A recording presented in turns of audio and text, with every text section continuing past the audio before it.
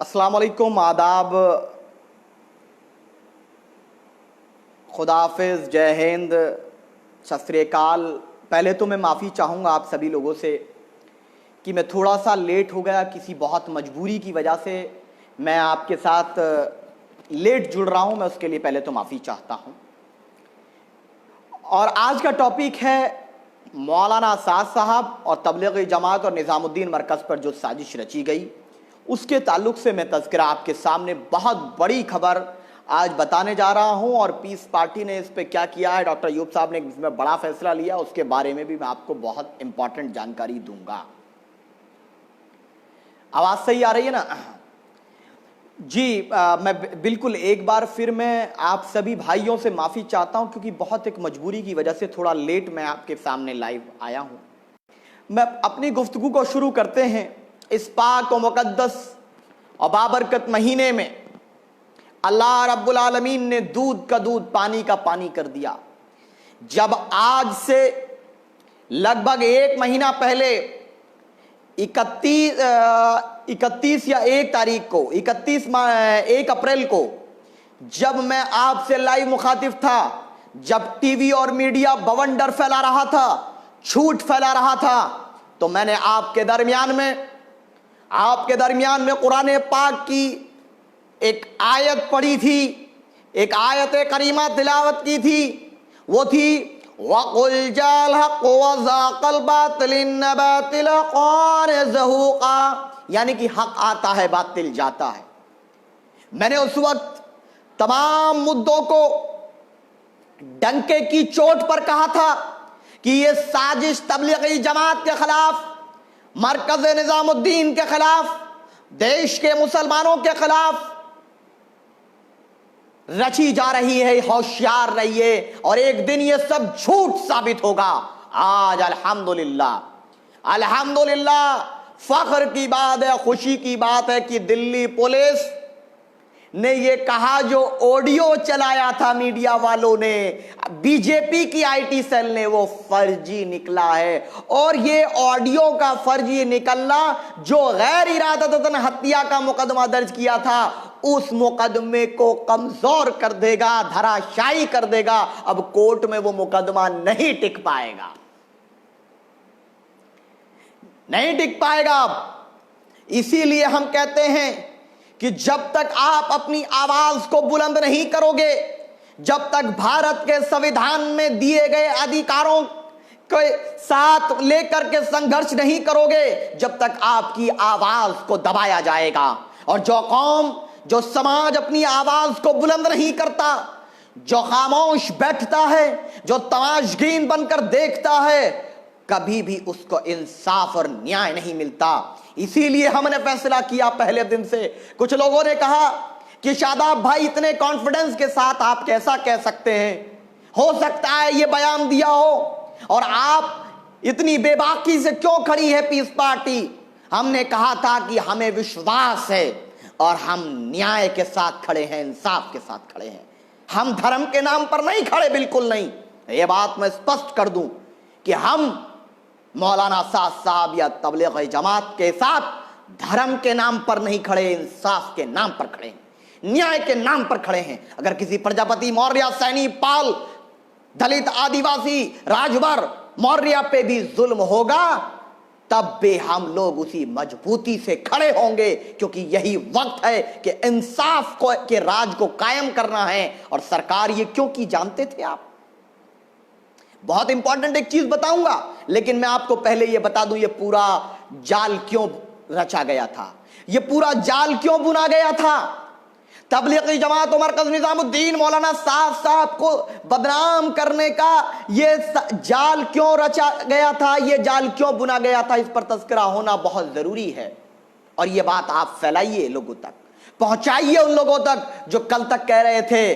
कुछ लोग फेसबुक पे लिख रहे थे कि मुझे रात में अपना गेट चेक करना पड़ता है, कहीं कोई जमाती गेट ना चाट रहा हो। उन गंदी मानसिकता के लोगों को, उन भारत के खिलाफ सोच रखने वाले लोगों को बताइए और एक एक शेयर करिए। सभी भाई शेयर करिए, क्योंकि उनके पास झूठ फैलाने के लिए 8-8 मिलियन फॉलोवर वाले पेज हैं। उनके पास झूठ फैलाने के लिए बड़े बड़े टीवी चैनल हैं, लेकिन हमारे पास सच पहुंचाने के लिए आपकी दुआएं, आपका शेयर, आपका सहयोग है। करिए शेयर।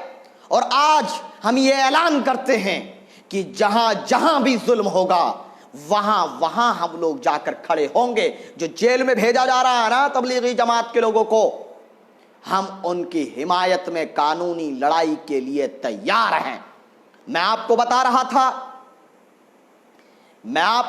था, किसी ने कहा अल्लाह आपकी उम्र में बरकत अता फरमाए। आमीन। सिर्फ मेरी उम्र में नहीं है, अल्लाह इस मुल्क में बसने वाले तमाम अमन पसंद लोगों की मदद फरमा। मैं आपको एक अहम जानकारी दे रहा था कि यह पूरा जाल क्यों बुना गया। मैं आपको एक बात बता दूं कि जब 30 जनवरी को भारत में पहला कोरोना का केस आया, कितनी तारीख को? 30 जनवरी को भारत में पहला केस आया।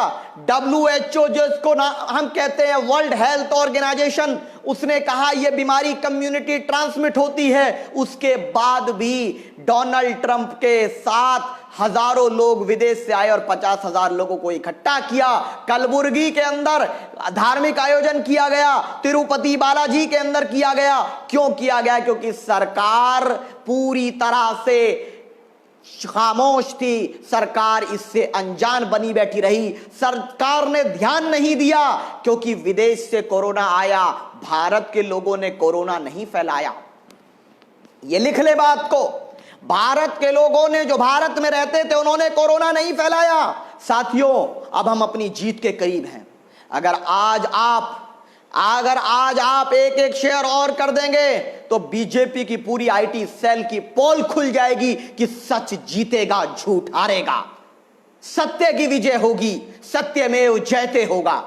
उसके बाद विदेश से लोग आए, फ्लाइट से आया था कोरोना, इन्होंने विदेशी फ्लाइटों पर पाबंदी नहीं लगाई। और डोनाल्ड ट्रंप अहमदाबाद गया, डोनाल्ड ट्रंप आगरा गया, और आगरा और अहमदाबाद दोनों जगह कोरोना कहर बरपा रहा है। मेरी संवेदनाएं उन परिवारों के प्रति हैं।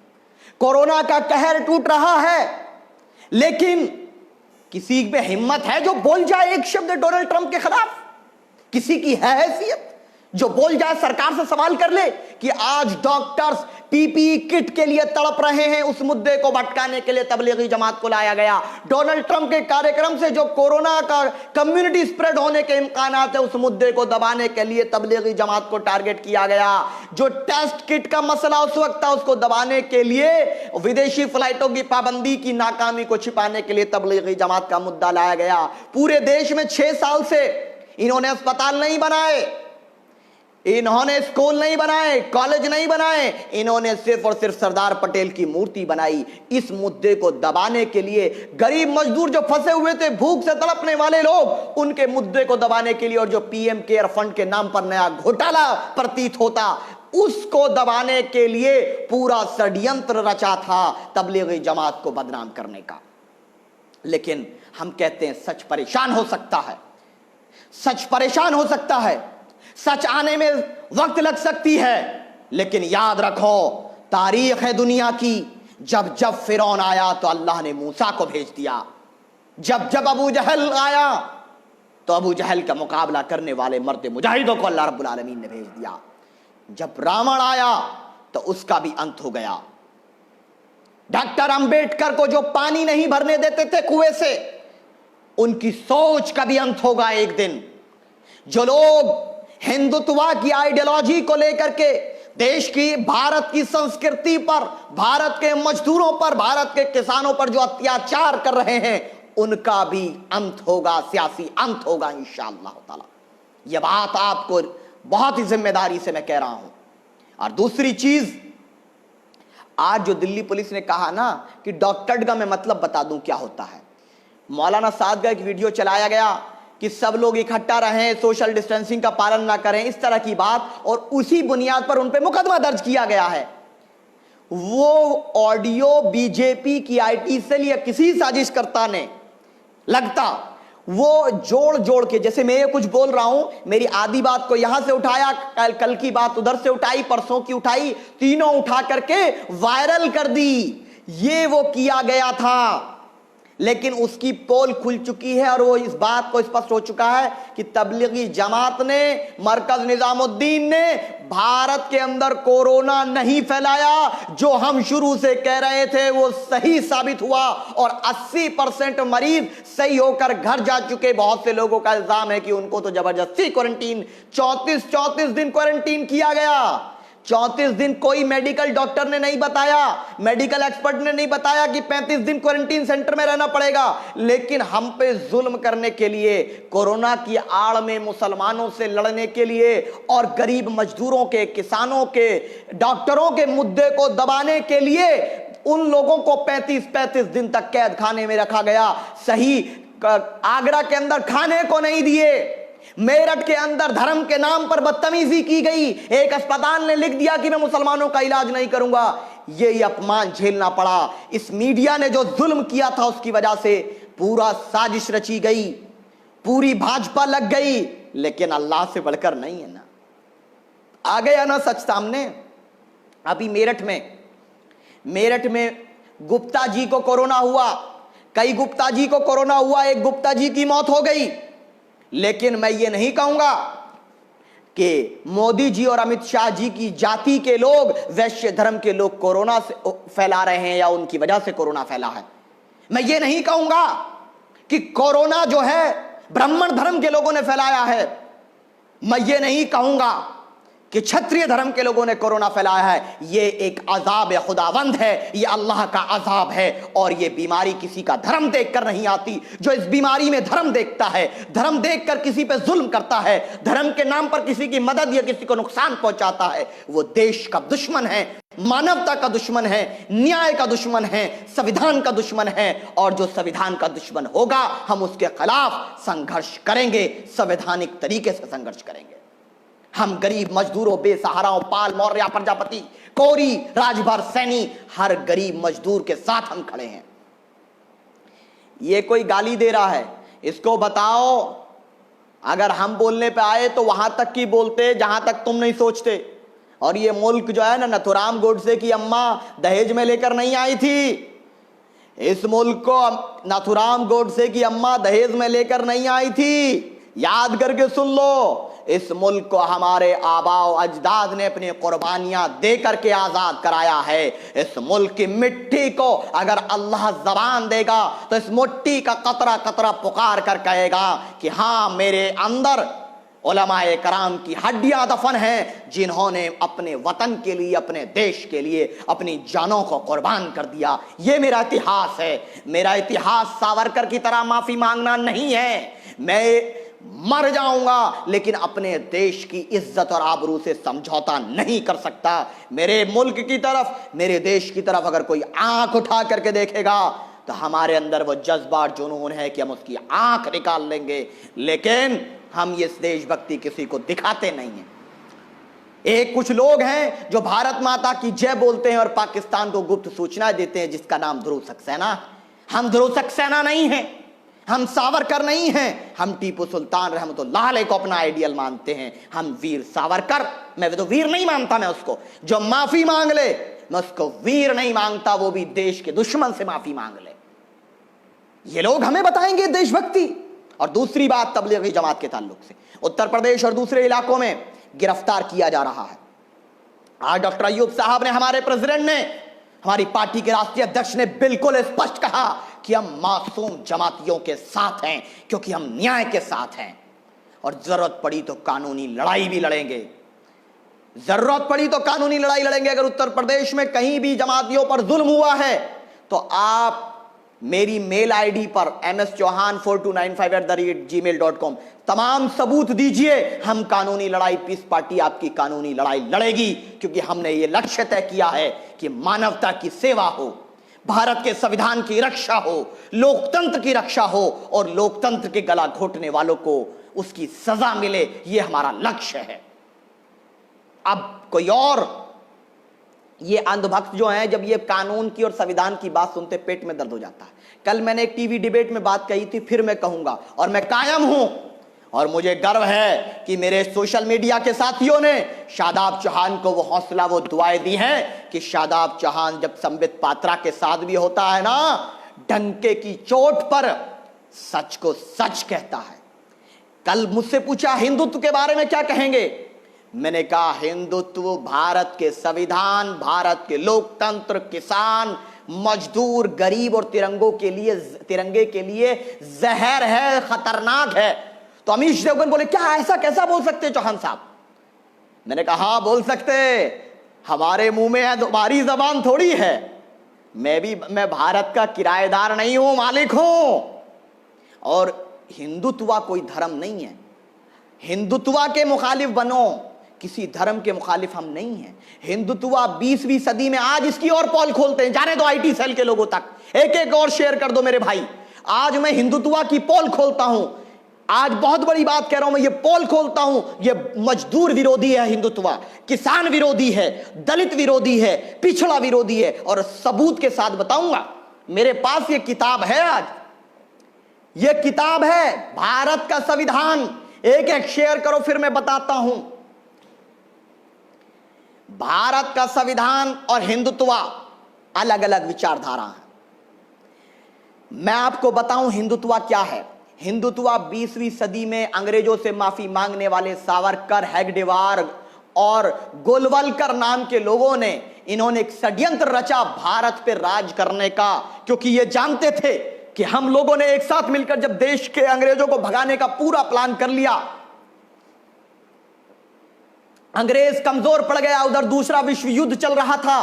तो जब उन्हें यह पता चला कि अब तो हमें भारत छोड़कर जाना पड़ेगा, तो इन अंग्रेजों के चाटुकारों ने, अंग्रेजों से माफी मांगने वालों ने एक हिंदुत्व नाम का ढोंग रचा, एक विचारधारा पैदा की। ये जानते थे कि हम लोग 15% लोग हैं, ब्राह्मण, क्षत्रिय, ठाकुर, और खास करके ब्राह्मण समाज के वो 3-4% लोग जो भारत के सिस्टम पर काबिज होना चाहते थे। उन्होंने षड्यंत्र रचा कि एक हिंदुत्व होगा, ये हिंदुत्व के जरिए हम गरीब के मुद्दे को भटकाएंगे, मजदूर के मुद्दे को भटकाएंगे, किसान के मुद्दे को भटकाएंगे और धर्म के नाम पर लड़ाकर सत्ता हासिल करेंगे।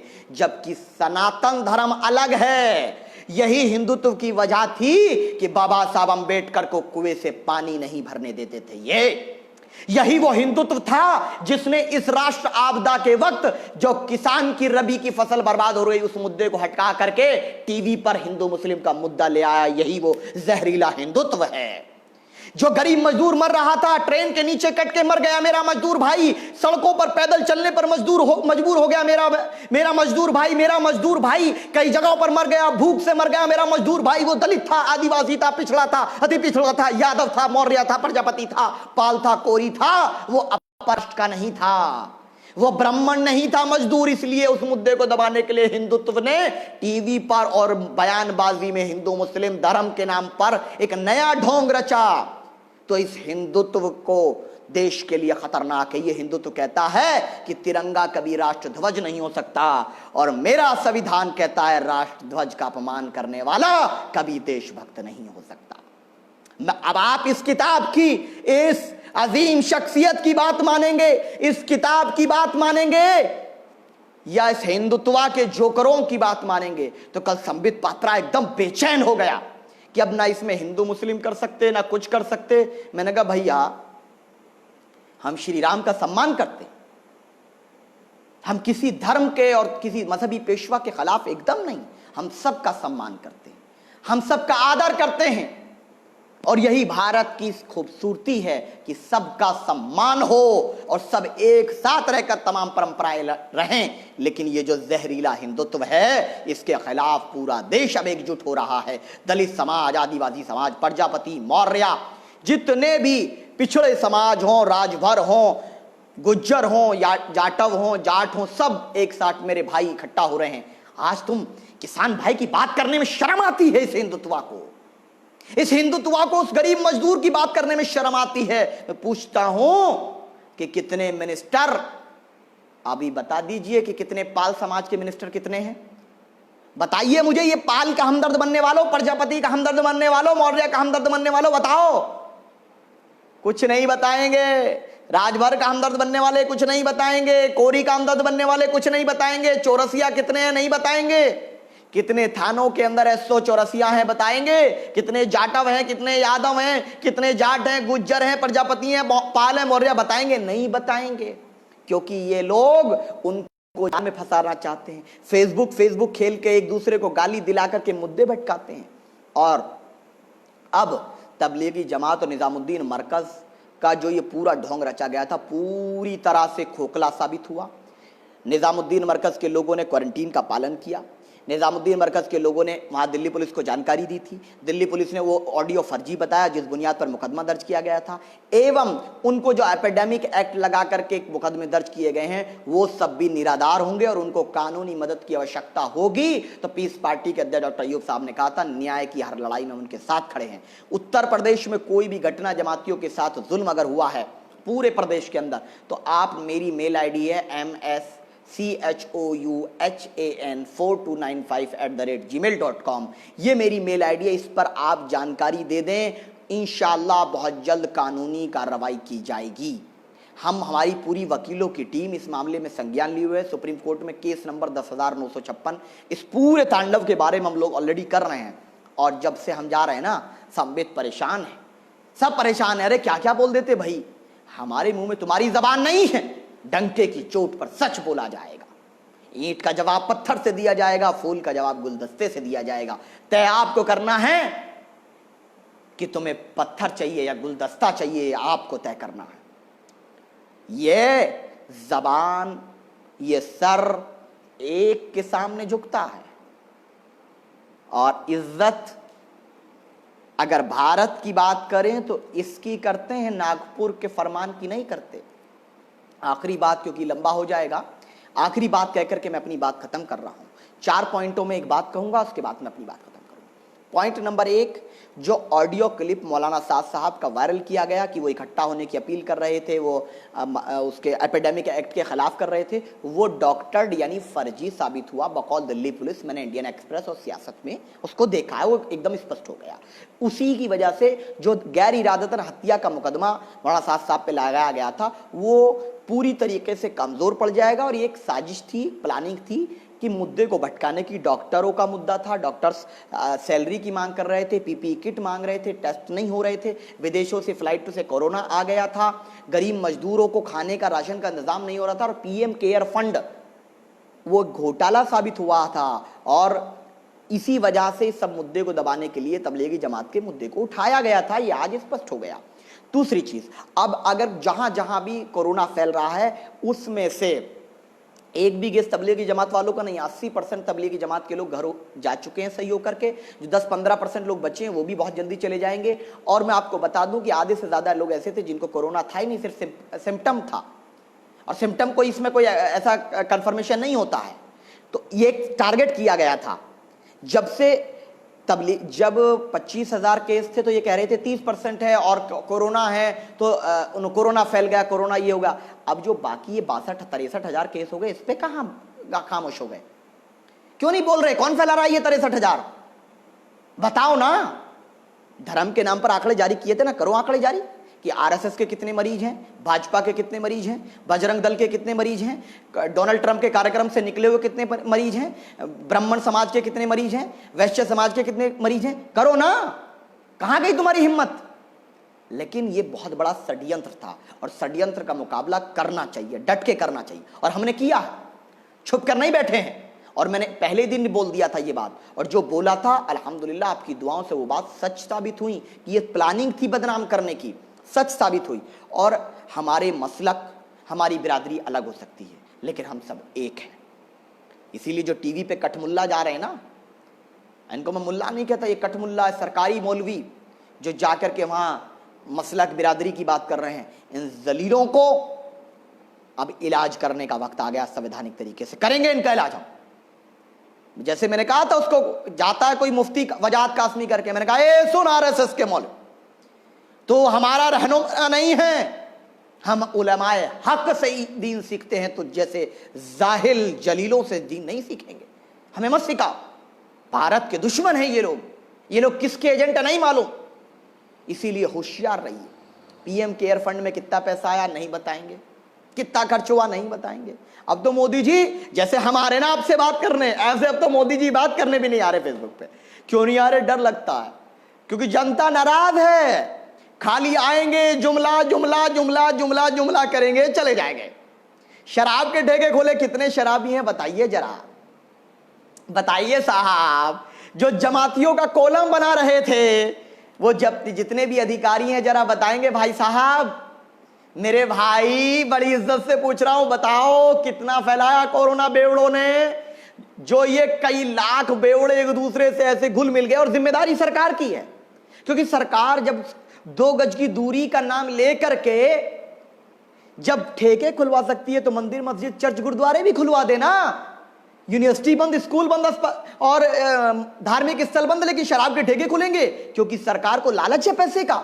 पैसे के लालच में इंसानों को मरवाना चाहते हो, महिलाओं पर अत्याचार कराना चाहते हो। जो मैंने कहा था ना कि महिलाओं पर अत्याचार होगा, अपराध बढ़ेगा, लॉकडाउन की धज्जियां उड़ेंगी, वही हुआ। मोदी जी, आप मुझसे इतनी नफरत ना करो, हमारी बात मान लिया करो। हम देश हित में मशवरा देते हैं आपको, और फिर मशवरा दे रहे हैं। सही समय पर ट्रैकिंग सिस्टम के साथ पीपीई किट मुहैया कराते हुए, लोगों के राशन का इंतजाम करते हुए, लोगों को जन विश्वास को जीत लो, नहीं तो कोरोना की लड़ाई भारत हार जाएगा। और मेरा यह अनुमान है, अगर यही चलता रहा तो 1 मई तक जो केस हैं, मई खत्म होने तक 1 लाख क्रॉस कर जाएंगे। और लेकिन हम जिंदगी और मौत से नहीं डरते, कानून का पालन करते हैं, लॉकडाउन का पालन करते हैं। इसीलिए मैंने कहा कि आप लोग ईद की खरीदारी ना करें। आप ईद की खरीदारी बहुत कम, मुख्तसर करें, अपने पड़ोसी का ख्याल रखें, चाहे वो किसी धर्म जाति का हो। इसीलिए आप सब ई से शुक्रगुजार हूं कि आप इस बात को शेयर करके सभी लोगों तक पहुंचाइए, खास करके उन लोगों तक पहुंचाइए जिन्होंने पूरा षड्यंत्र रचा झूठ फैलाने का। और बताइए, सच की जीत होती है, सत्यमेव जयते। कभी झूठ जीत नहीं सकता, थोड़े दिन हावी हो सकता है। इसीलिए हम कहते हैं कि अगर ये सरकार आई है तो जरूर जाएगी और न्याय का राज आएगा। इसीलिए हमारा संघर्ष जारी रहेगा। खुदा हाफिज, जय हिंद।